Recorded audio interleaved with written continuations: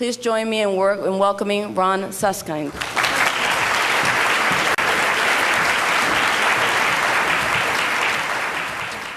But let me tell you sort of how this book started and how I end up where I am now as an enemy of the state again.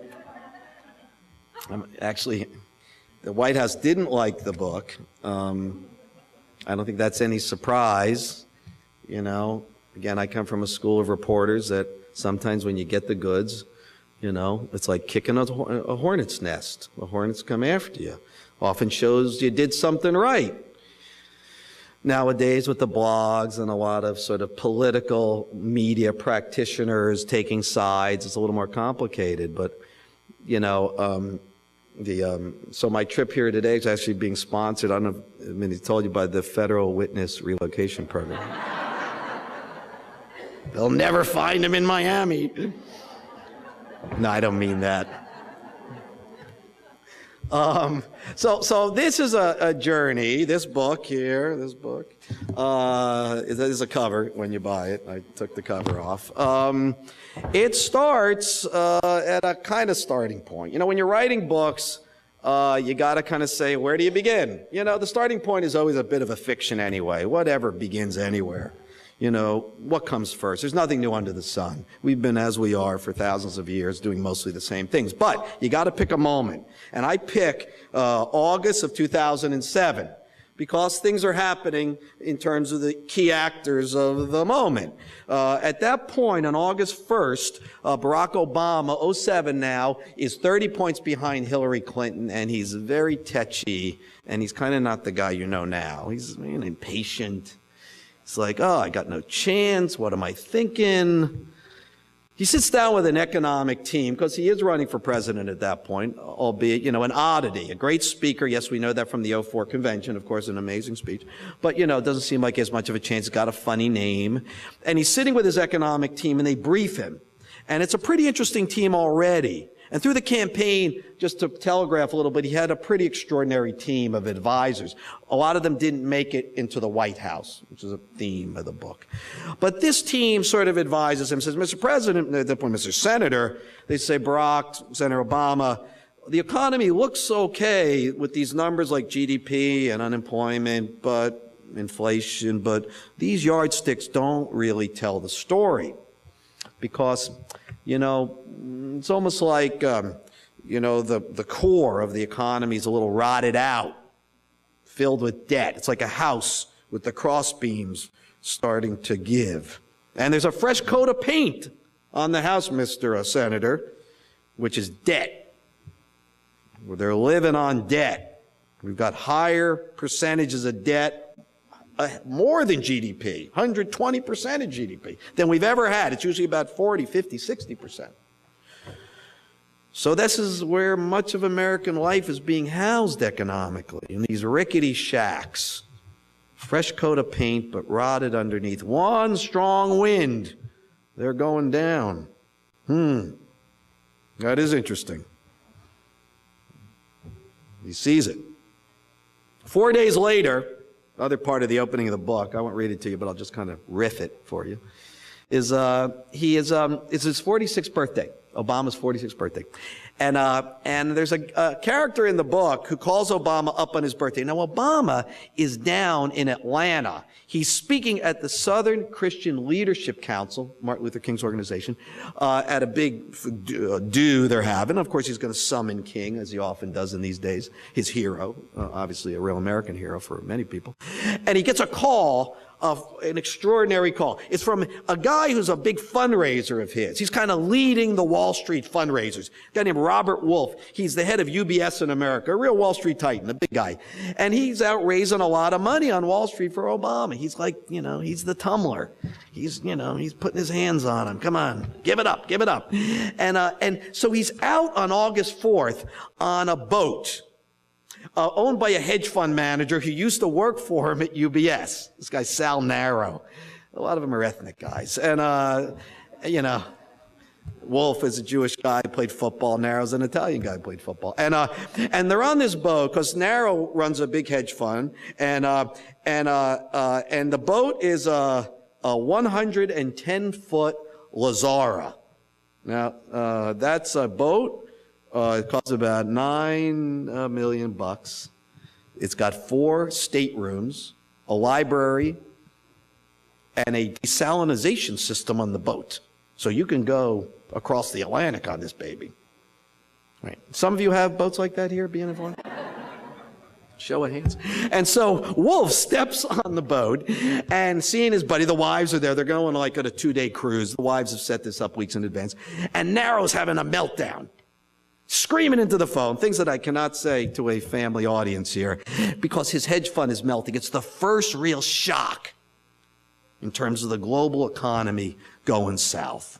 You know, people have worried about this for a while. The way debt gets packaged, the great giant debt machine, it had built into it kind of, flaws. People knew it would catch up with us eventually. They feared it. Well, Sal Narrow's getting the first shock. You know, if there are cardiologists in the room, this is the first moment when someone goes, was it an egg roll? What did I eat, honey? What did I eat? So, Narrow sees it.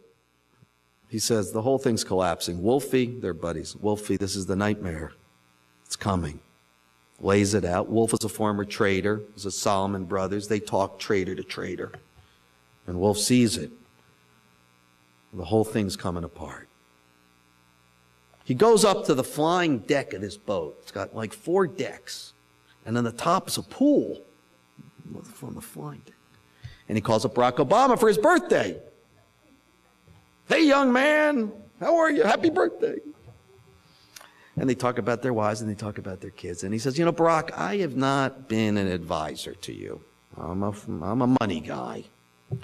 But you ought to see what I'm seeing from where I'm standing.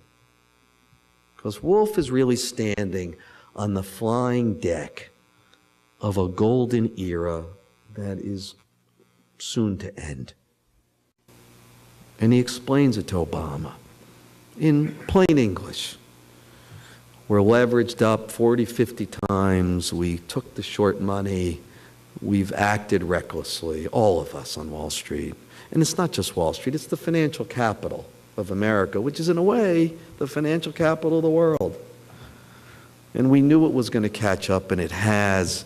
Barack, it's a market-driven disaster. It's going to melt the global economy. It's a once-in-a-lifetime kind of event. After a few minutes of this, Obama says, hey, happy birthday, huh?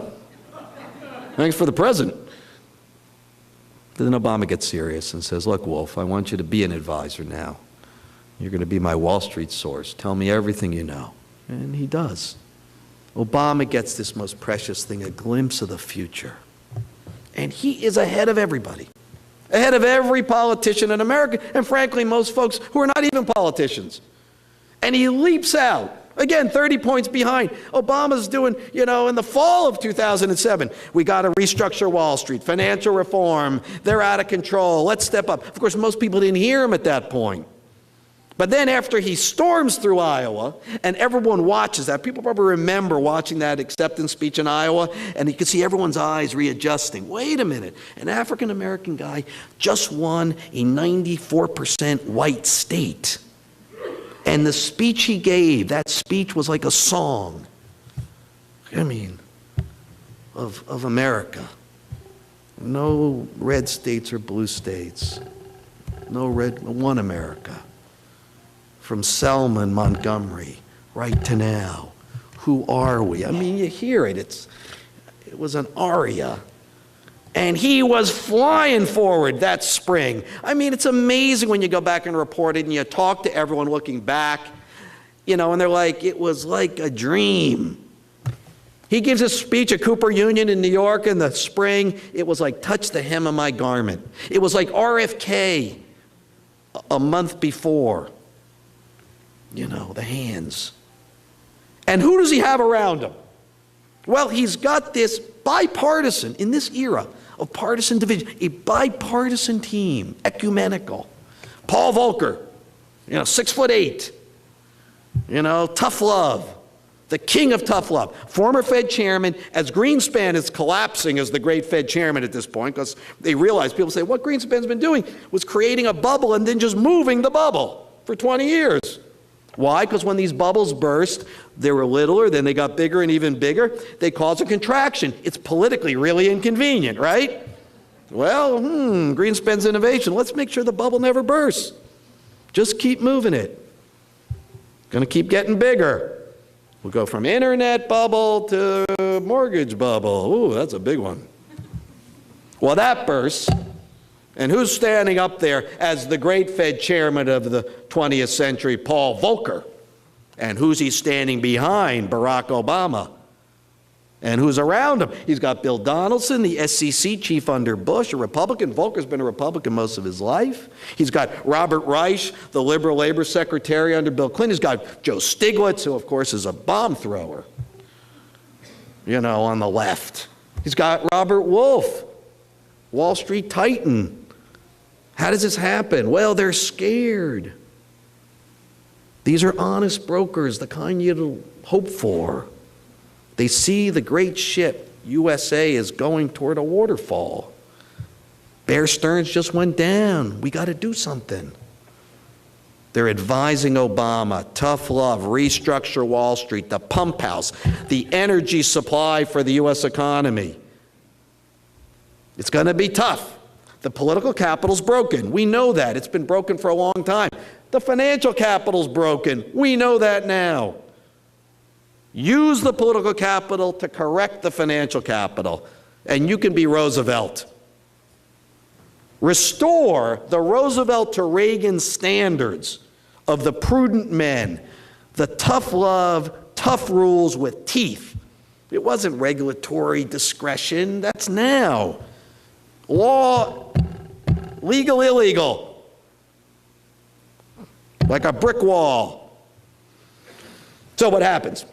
Well, the guys on Wall Street take one look at this scenario in the summer of '08 and said, oh my God, if this guy gets to be president, this Obama, with this team around him, we on Wall Street are toast.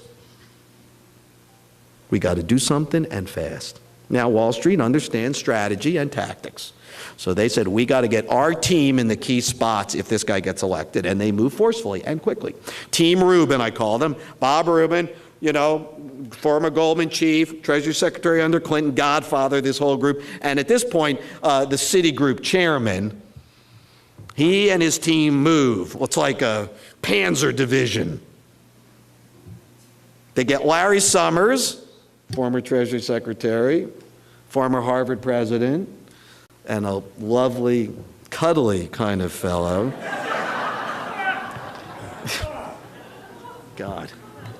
They go, and Larry basically is going to be the linchpin. This is clear. And so one of their friends gets a big job in the summer. This guy, Jason Furman, Austin Goolsbee, also part of the original team. Very dynamic, ecumenical, follows the data, very interesting economist.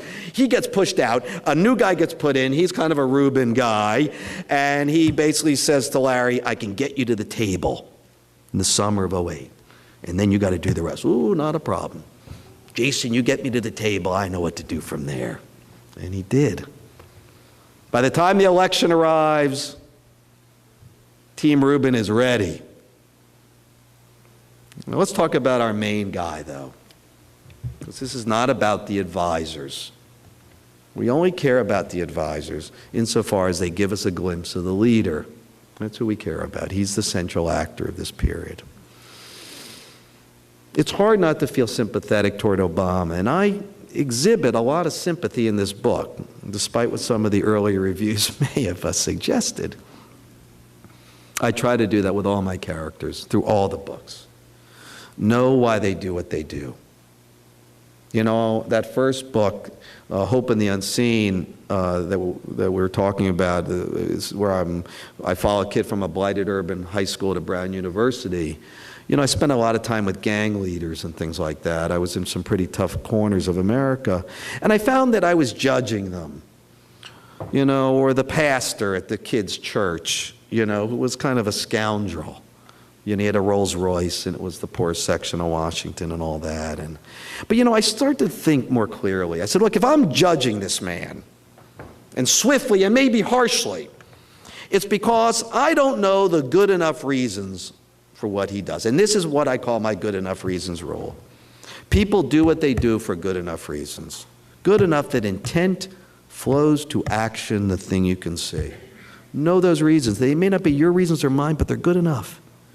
If you can know them, you can know a person almost as well as you can know another, even if it seems you have nothing in common with them. The good enough reasons rule. I need to understand why these actors do what they do. And Obama, coming through the fall, he shudders. He gets a cold sweat. And how could he not? The man had no experience managing anything. He'd run his one-man show his whole life. In the Illinois Senate, one of Axelrod and one saying he didn't even have one staffer. He shared one with another legislator. He had half a staffer. And all of a sudden, he's on the top of a wave. And I was there with my wife, my beloved, on the last rally of the campaign. It was in Manassas, Virginia, right near where I live in Washington. 21-month run to glory, Obama. Extraordinary character. And this was his last speech as a candidate. It was 10:30 at night. It was the night his grandmother died. He was hoarse. He was exhausted. There were 100,000 people in a field in the middle of nowhere, 4 miles from where 147 years before the rebel yell rolled across these hills to start an earlier chapter in our long American experiment, often troubled, but forward-moving still. And now a black man, an African American, steps up on that stage. And I can hear that noise, the cheer. I can hear it now. Everyone was there. It wasn't just professionals from Washington like me. It took us 5 hours to go 20 miles.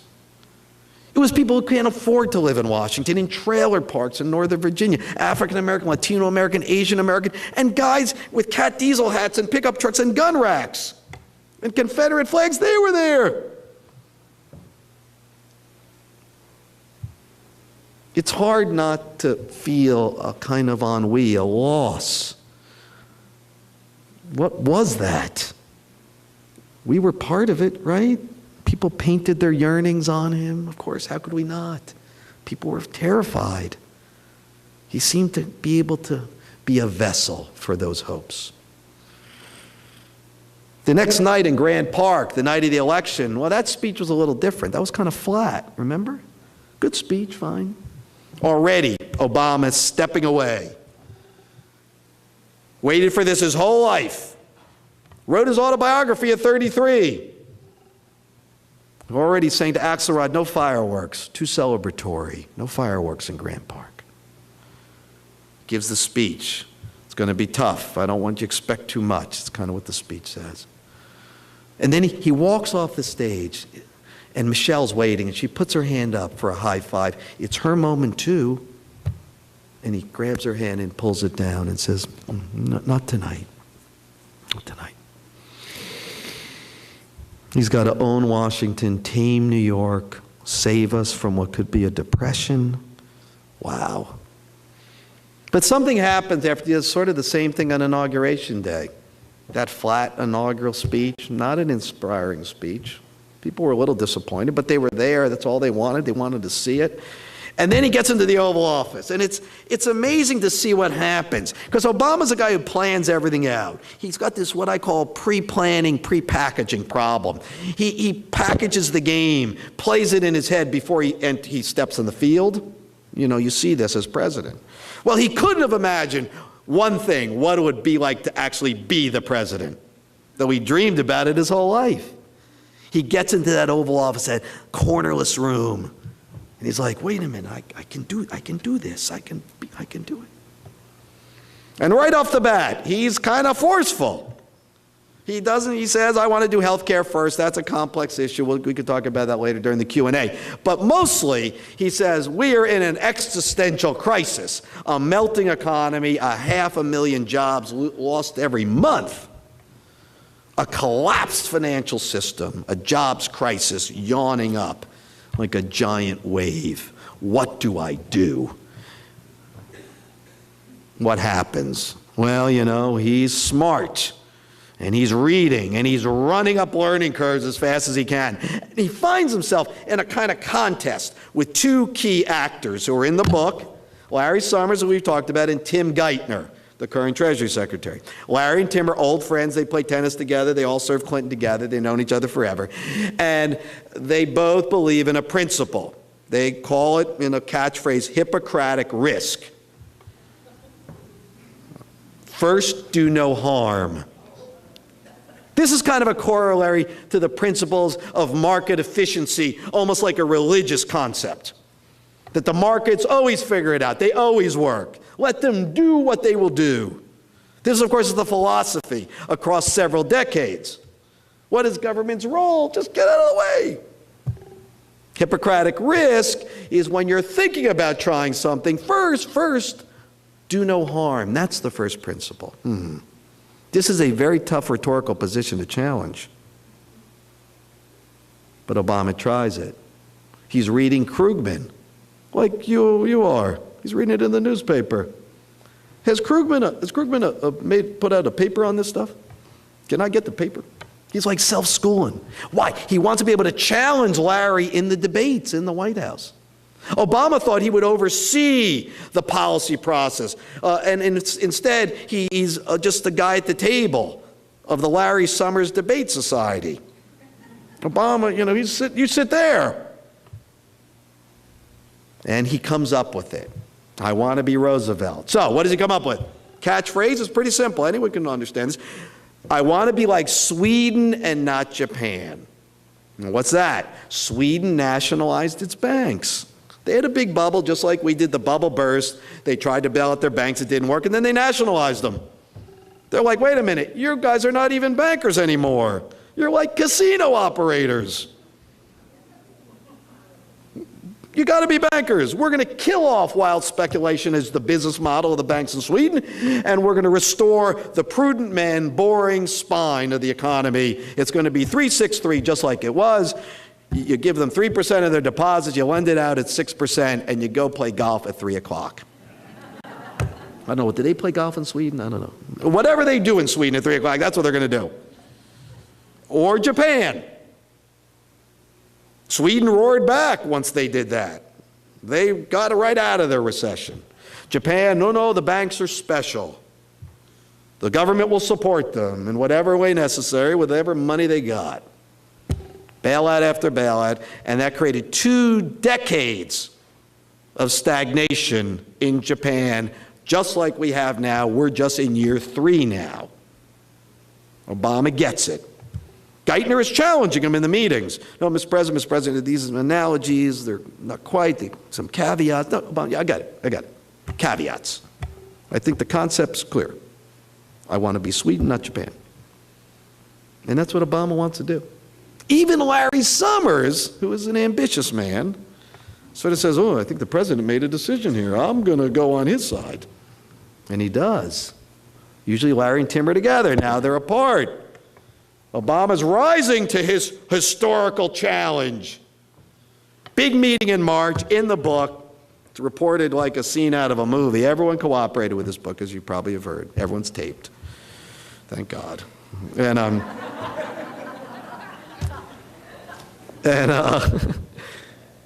Obama says, I get it. I want to take down the too big to fail banks. We don't need them. You don't need a $2 trillion bank to make money. That's caca. And these banks are unmanageable. And what's the real fear? The real fear in the economy is we'll have another Lehman-style disaster. Uncontrollable, freezing up the global credit system, which is busted. We know that now. We go through it every day now. And killing off that fear by showing government can do something right to step up, well, that that will free people to feel more confident, to invest, to grow, to say things are going to work out up ahead. That's what we need. He gets it. Geithner basically looks at him and says, that duly elected leader doesn't know what the hell he's talking about. And I am not going to let it happen. That's what he does. You know, Geithner was there in the previous fall with Hank Paulson and Ben Bernanke. None of these other people were. Sort of like Geithner's 9/11 moment. I was there at 9/11 when Lehman failed. That's the economic equivalent. You guys weren't. This won't work. So what does he do? Well, in a big giant meeting, the president says, Tim, you want to do your stress test, which is a thing where support the banks, it's just like Japan, basically. But I want an alternative. And what it comes down to is, boiled down, I'm just going to take down Citigroup, the biggest of the offenders. He can do it with $200 billion currently in the TARP fund from the previous fall. You know, the bailout fund had about 350 in it, $200 billion. That's all it would take to do Citi. And then we can do that right and go back to Congress for more money to do the whole system. Tim, I want a plan for how to unwind Citi. That's where the meeting ends on March 15th. Almost a month later, there's a meeting in the Oval Office. Geithner's not there. He's got other engagements. Everyone else is. And Obama says, you know, what about this Citibank plan? What about unwinding that plan? That Citi plan, taking down Citi, that's the key to our arsenal. That's going to be the key.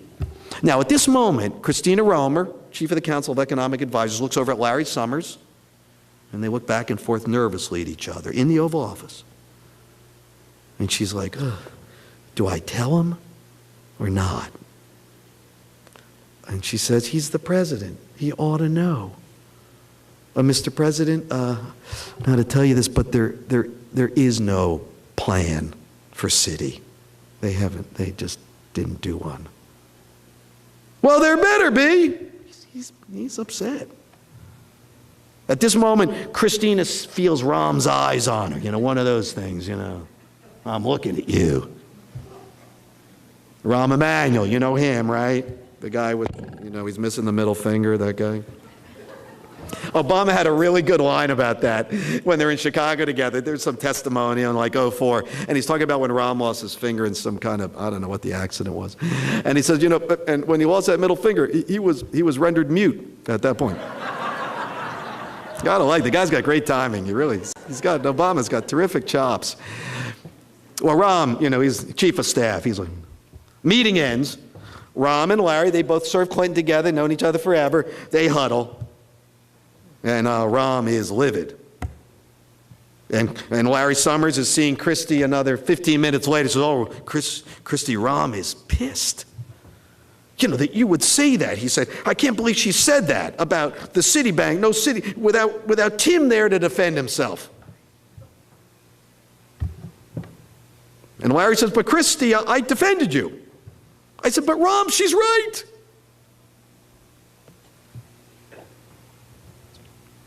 Slow walking. Sometimes presidents get ignored by their staff. They're experts. National security, economics, that's why they're hired. They're smarter than the president in their chosen fields. But the way our system works, pretty much for every president, was when the president makes a decision. Whether you agree or disagree, you got to line up to execute it. That's the way the whole thing operates. He's the duly elected leader. You serve at his pleasure. It didn't happen here because these guys felt this man was not ready for prime time. Tim, Larry, and Rahm, especially those three. I talked to the president about this. I talked to everyone about it. I said, what did you say to Tim the next time you saw him? This is arguably the most important decision you made in your early presidency. Clearly, you were agitated. He says, well, I'm not sure if agitated is the word I'd use. I'm like, pick any word you want. What did you say? What were you feeling? And he talked about they were moving slower, the bureaucracy was moving slower than I wanted, and these things are hard. And what happened here is that Obama kind of got the wind knocked out of him. And you see it through the year as we go through the book, and you know, where you see him starting to waver losing that preternatural confidence. It's really the core of what got him elected. That ability to stand up straight and tall and make his points clear as an unmuddied lake. I can handle it. Just trust me. I got judgment. Hillary may have experience. Remember that debate, experience versus judgment, Hillary versus Barack? Hillary said experience. Obama said judgment. I think if Obama was standing with us here on the stage, he'd be like, you know, experience is also kind of important as well. He didn't have any. Now, I'm just going to jump forward because that year was a tough year, and it's all in the book. Healthcare drifted. He said, that's my number one priority. They didn't do anything. They gave it up to the Senate, to the Tea Party. Then jobs. Clearly, the stimulus didn't work. That was clear by the spring. It wasn't big enough. Should have been almost twice as large. Bad analysis. They just blew it. You know, it's not like it was unknowable, but this is a financial recession. It's not like the recessions from the 80s or earlier recessions.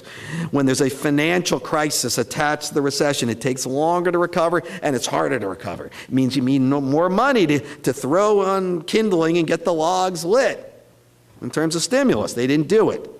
They knew that. But here we are, meeting after meeting, and you've got some people saying we got to be deficit hawks, Mr. President, and others saying we need stimulus, and he simply couldn't make the tough call.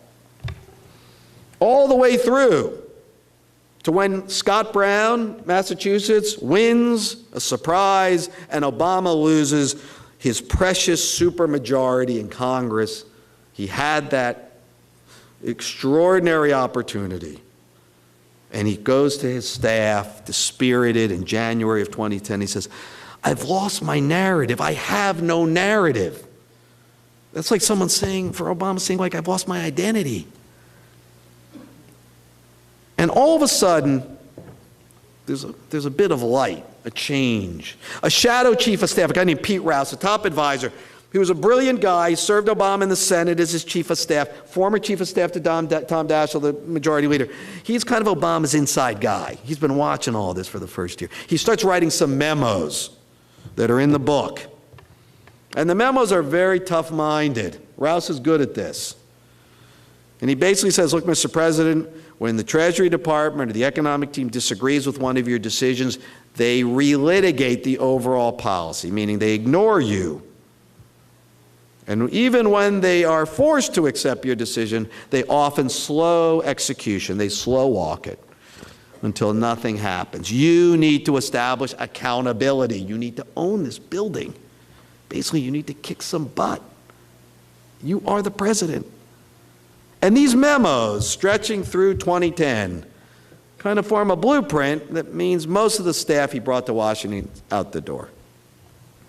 And I'll just finish by saying that Obama, well, you know, I went into the White House after this long reporting period, and I sat down with them. I said, here are the goods, here are the disclosures, here's what I got. And they were like, oy, oy, oy, oy. I'm not sure that's not a quote, so don't quote me there, but it's very similar.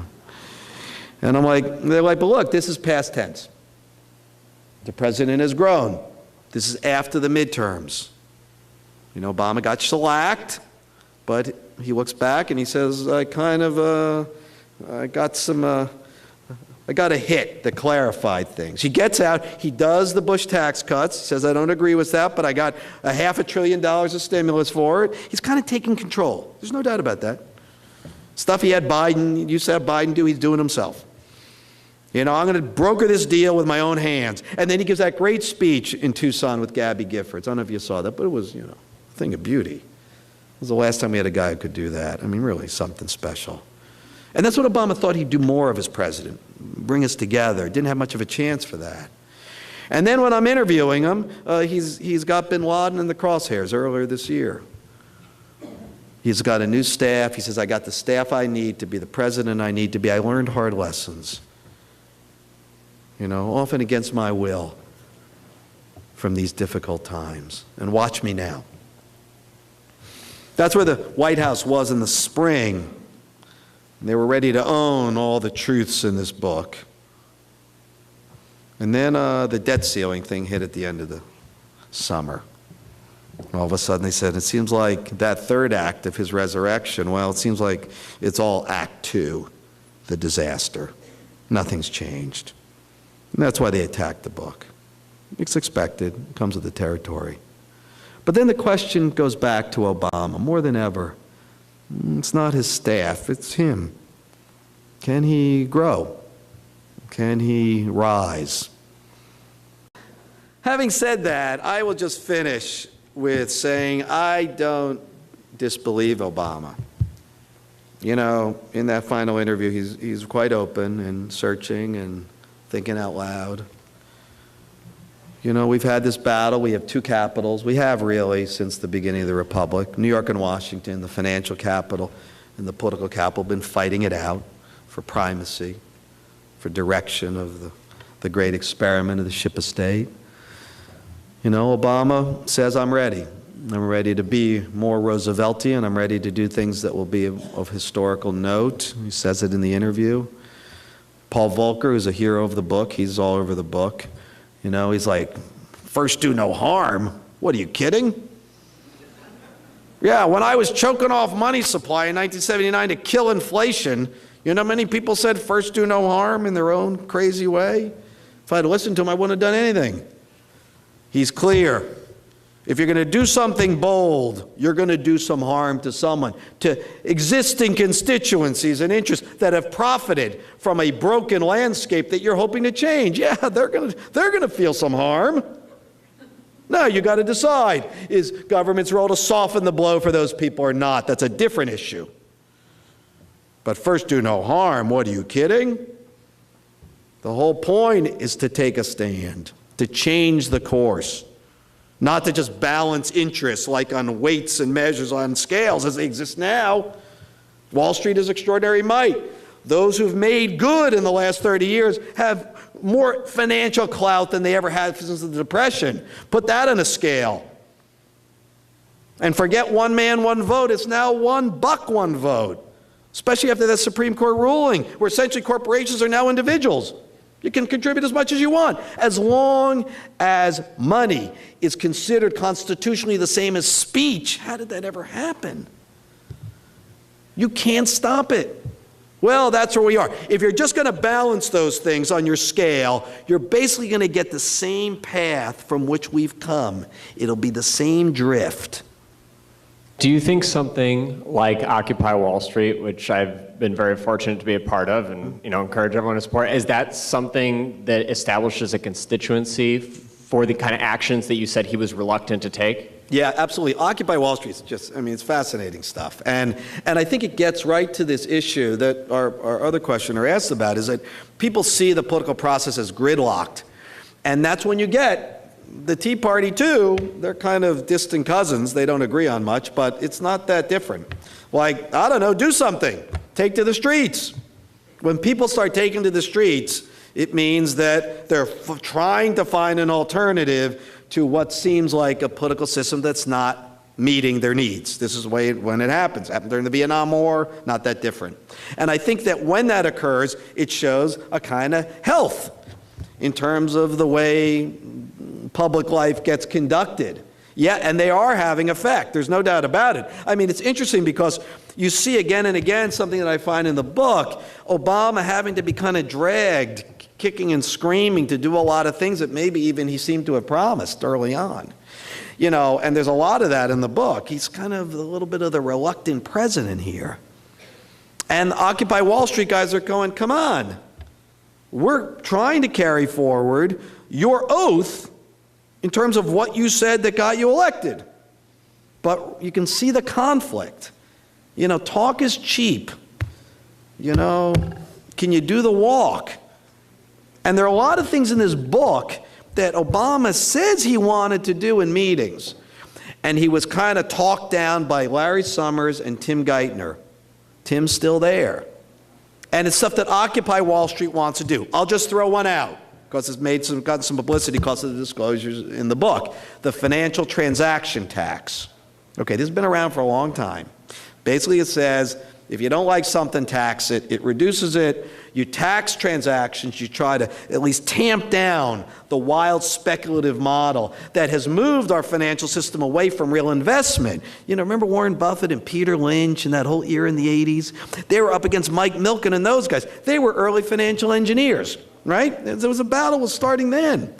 Buffett, find inherent value, you know, something intrinsic, buy and hold. What, are you kidding? Hold it as long as just don't, and look away. Don't even go and look at the stock page. Peter Lynch, too. Remember, Rand Magellan. His thing was, I talked to my wife today. She bought something she loves. I'm going to invest in it for Magellan. What was that was about? It created a great participatory energy to the whole thing. That's been killed off. You know, the financial transaction tax, and it'll kick off $150 billion a year. Seems like a no-brainer, right? Obama wanted to do it. And at one point, Larry Summers, who doesn't believe in these sort of market interventions, turns to Peter Orszag, who was the head of OMB, and he says, I'm not letting him do it. He doesn't know what he's doing. It ain't going to happen. It didn't happen. Talk is cheap. The question is, what will Obama do? People are they've shorted his rhetoric. Questions, other ones? Go ahead. Yes. You mentioned that the new court decision that speech is money, yeah, or money is speech.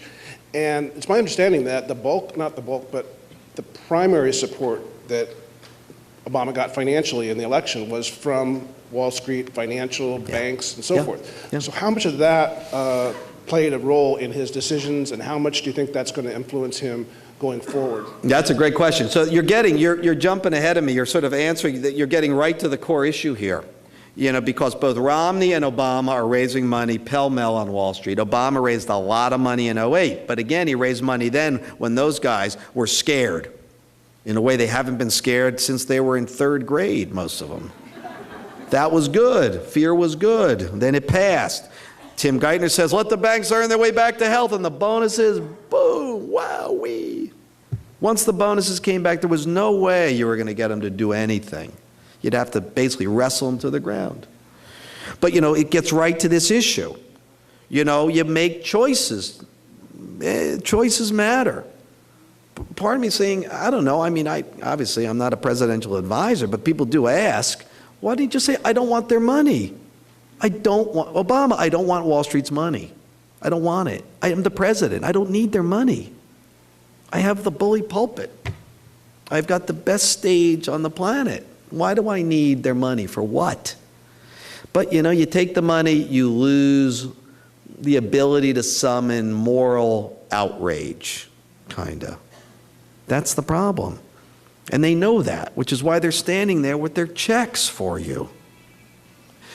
You know, I think what happens is that in some ways the transparency we see now is not necessarily the best thing in the world. When you get a lot of these guys in private, which I do sometimes, they're like, oh, my life is a nightmare. And I wish I could be like a grown-up and follow the stuff where it leads. They know right from wrong. You know, but also, you know, they profit from often not exhibiting that in public. You know, I mean, part of what the moment demanded was that Obama did have a chance to really call them out. They were scared in those first 6 months of 2009. And interestingly, this is something I think would hearten you if you're a Republican, is that what I found in the reporting is that you had both Republicans and Democrats coming to Obama saying, step up, especially on financial restructuring. It's an amazing moment I found in the book, because at the end in the reporting, I was talking to Rahm Emanuel. He's like, I gave the president good advice. He didn't always heed it.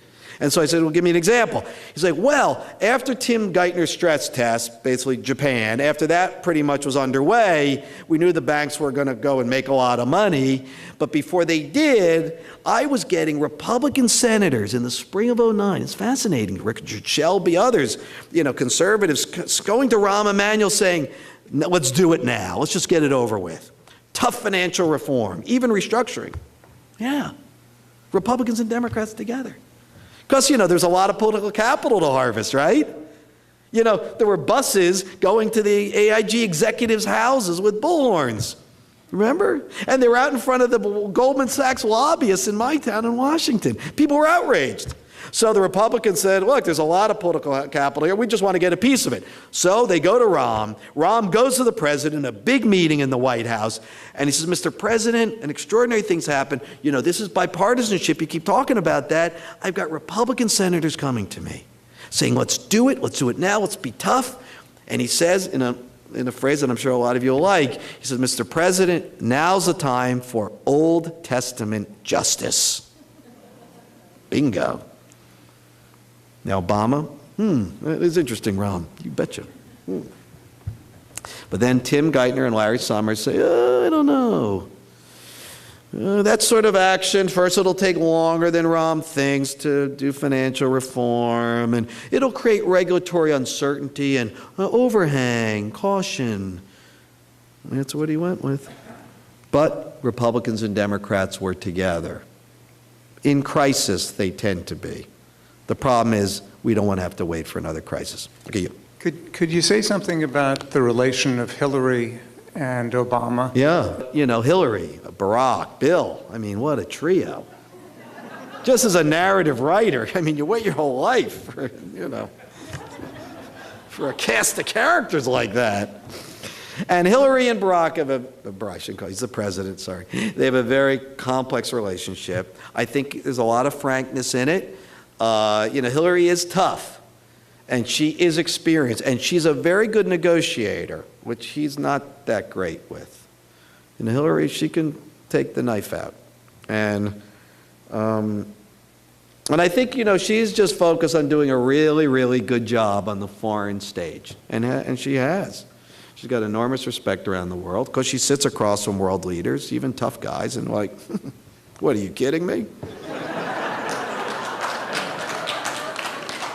And having said that, there are a lot of reviewers who say there are a lot of women who are heroes in the book, and there kind of are, you know. And it's not because I've got some, you know, pre-existing condition. Well, I actually do. And, you know, I'm married to a strong woman who, you know, has made my life possible. But having said that, you know, the women sort of step up in this book.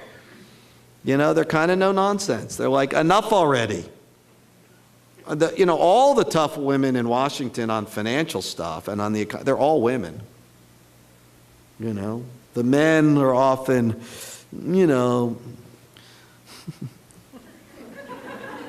I shouldn't say this. Are we taping this? Are we off the record?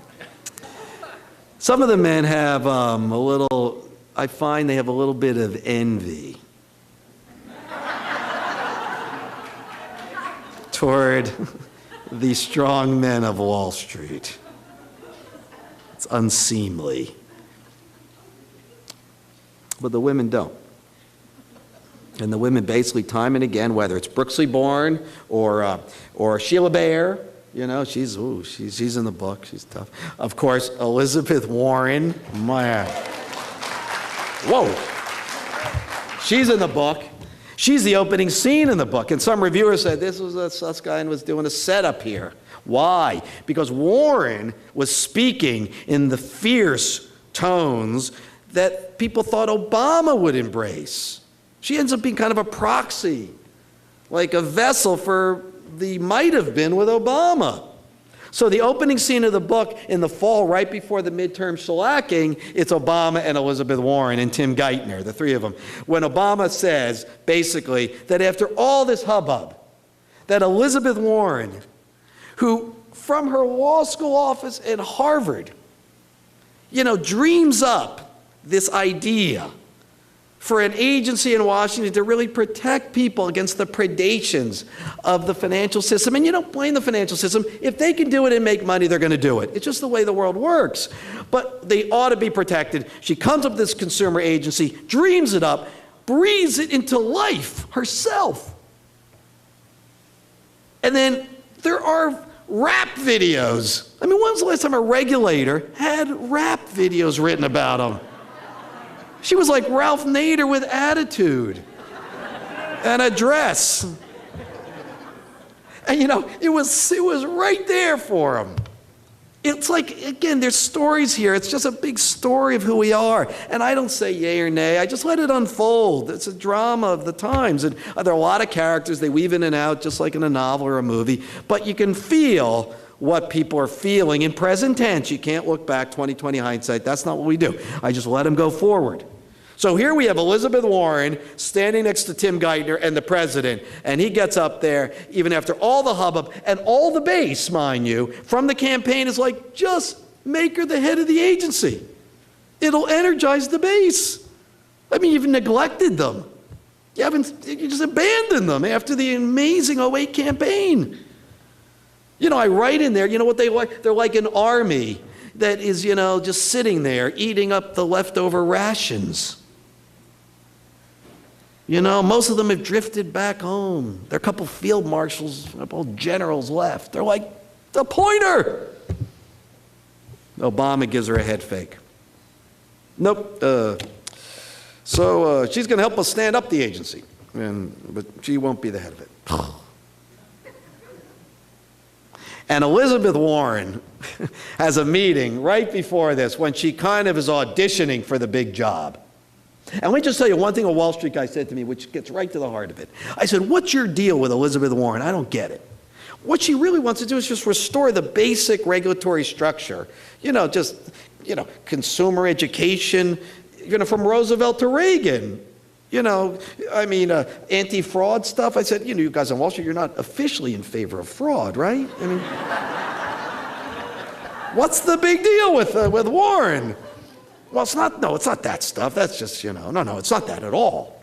This guy says, a very self-satisfied guy, but it was late at night and he was feeling he's ready to commit some truth. No, it's not that, Ron. It's that she's playing on a cultural landscape that Obama used to play on as to who we ought to be and all that stuff. We thought Obama would do that, but he didn't. No, she's doing it. But look, if she gets that job, here's the problem.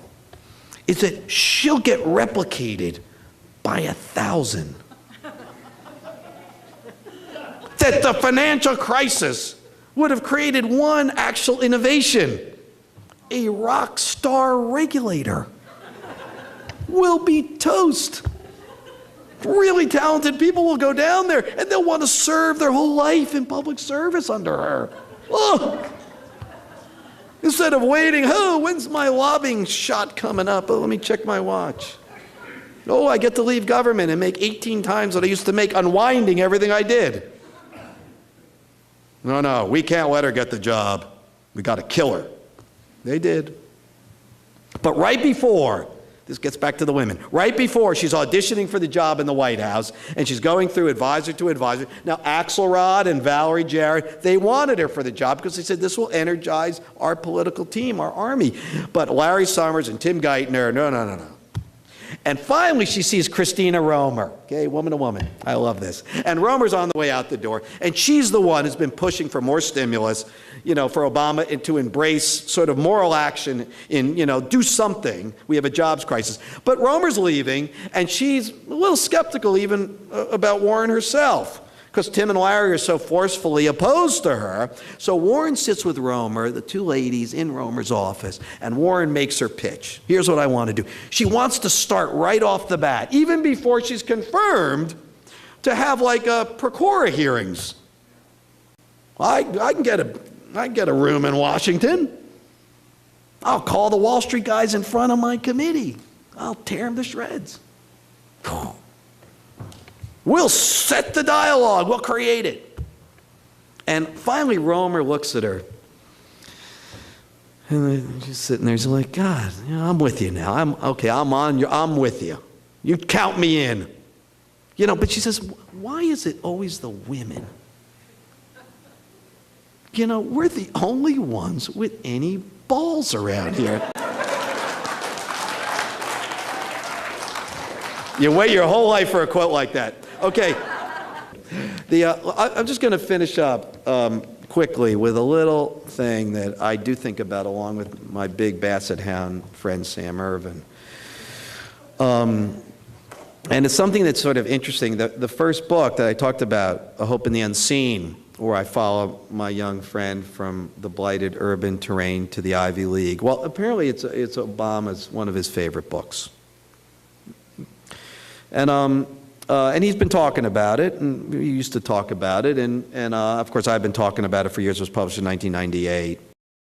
I write this book, and we're driving through Washington, through Cleveland Park, with my wife, and my kids are in the back seat, and we hear a grainy thing on the radio. It's Martin Luther King's birthday. And NPR, obviously I'm an NPR listener, as many of you are, I'm sure, they're running this old grainy tape from way back, early 60s, where King is in a backwater church. And he's explaining to those gathered that the anthem of that movement, I think the great social movement of the 20th century, no doubt about that, will be, "We shall overcome."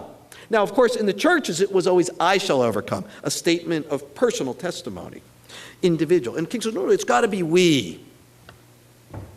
Because you do something big, something that changes the path of who we are, well, you got to stick together. So it should be, "We shall overcome," because we, up ahead, will be reviled. We will be spat upon. We will be hated. And some of us will suffer physical death, so others will not know the psychological death of ignorance, bigotry, of racism. And you can hear, even on the old tape, you can hear the church get quiet, as though their champion has dropped his sword.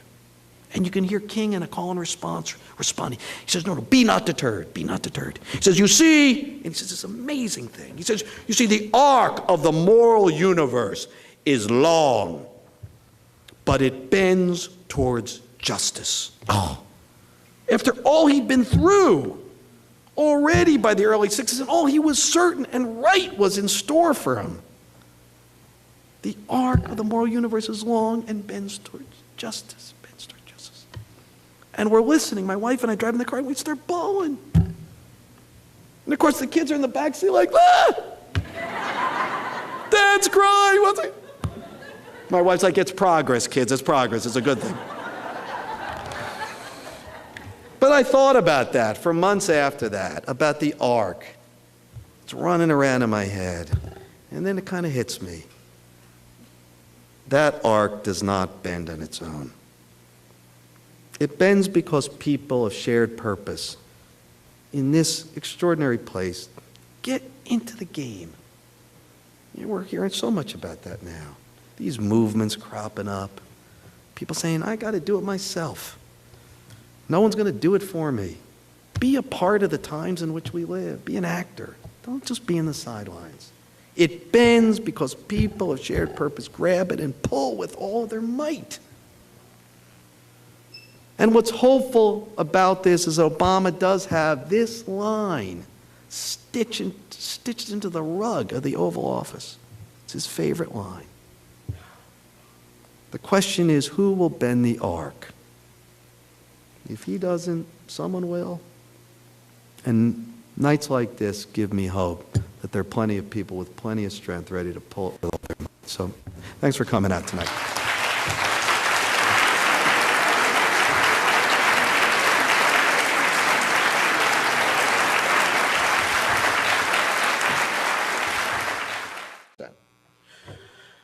So this is where much of American life is being housed economically, in these rickety shacks.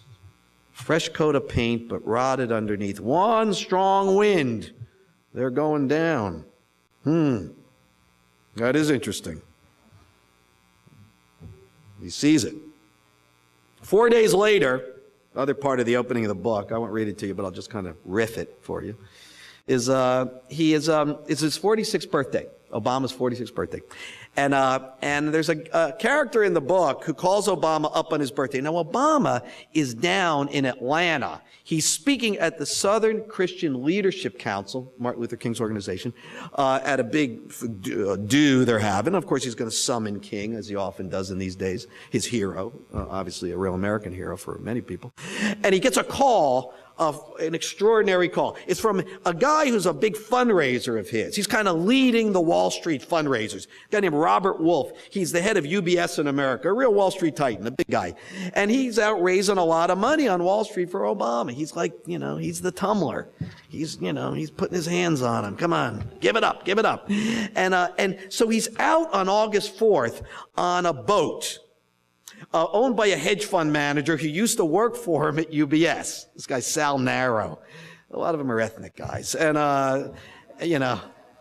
Wolf is a Jewish guy, played football. Narrow's an Italian guy, played football. And they're on this boat because Narrow runs a big hedge fund. And the boat is a 110-foot Lazara.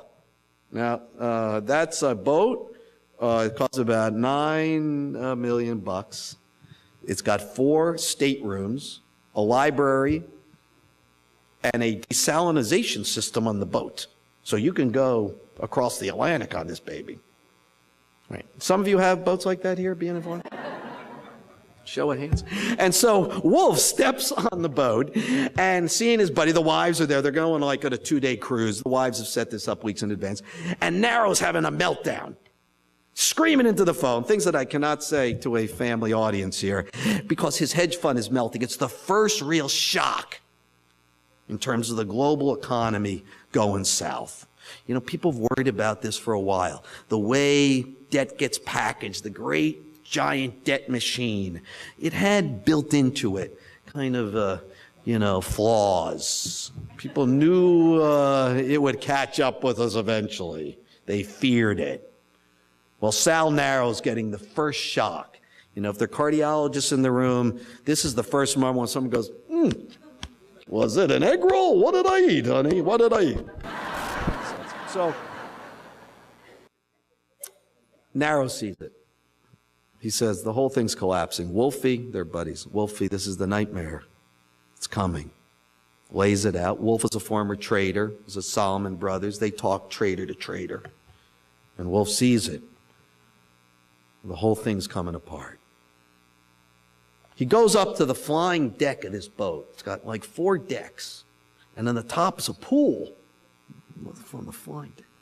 And he calls up Barack Obama for his birthday. Hey, young man, how are you? Happy birthday. And they talk about their wives and they talk about their kids. And he says, Barack, I have not been an advisor to you. I'm a money guy. But you ought to see what I'm seeing from where I'm standing. Because Wolf is really standing on the flying deck of a golden era that is soon to end. And he explains it to Obama in plain English. We're leveraged up 40, 50 times. We took the short money. We've acted recklessly, all of us on Wall Street. And it's not just Wall Street, it's the financial capital of America, which is in a way the financial capital of the world. And we knew it was going to catch up, and it has. Barack, it's a market-driven disaster. It's going to melt the global economy. It's a once-in-a-lifetime kind of event. After a few minutes of this, Obama says, hey, happy birthday, huh? Thanks for the present. Then Obama gets serious and says, look, Wolf, I want you to be an advisor now. You're going to be my Wall Street source. Tell me everything you know. And he does. Obama gets this most present because things are happening in terms of the key actors of the moment. At that point, on August 1st, Barack Obama, 07 now, is 30 points behind Hillary Clinton, and he's very tetchy, and he's kind of not the guy you know now. He's impatient. It's like, oh, I got no chance. What am I thinking? He sits down with an economic team, because he is running for president at that point, albeit, an oddity, a great speaker. Yes, we know that from the 04 convention, of course, an amazing speech.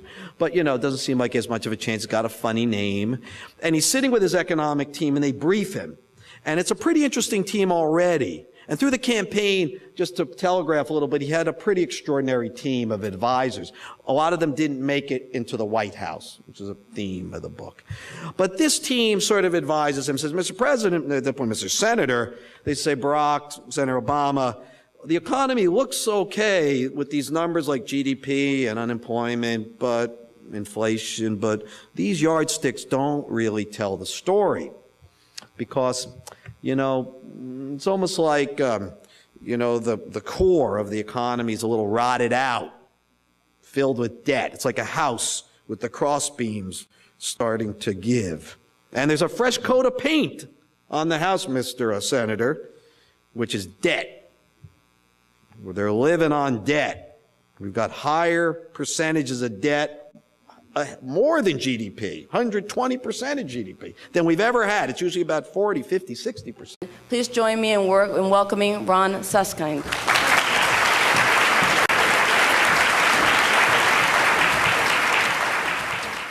But let me tell you sort of how this book started and how I end up where I am now as an enemy of the state again. Actually, the White House didn't like the book. I don't think that's any surprise. You know, again, I come from a school of reporters that sometimes when you get the goods, you know, it's like kicking a hornet's nest. The hornets come after you. Often shows you did something right. Nowadays, with the blogs and a lot of sort of political media practitioners taking sides, it's a little more complicated. But, you know, so my trip here today is actually being sponsored, I don't know, I mean, he told you, by the Federal Witness Relocation Program. They'll never find him in Miami. No, I don't mean that. So this is a journey. This book here, this book, is a cover when you buy it. I took the cover off. It starts at a kind of starting point. You know, when you're writing books, you got to kind of say, where do you begin? You know, the starting point is always a bit of a fiction anyway. Whatever begins anywhere. You know, what comes first? There's nothing new under the sun. We've been as we are for thousands of years doing mostly the same things. But you got to pick a moment. And I pick August of 2007.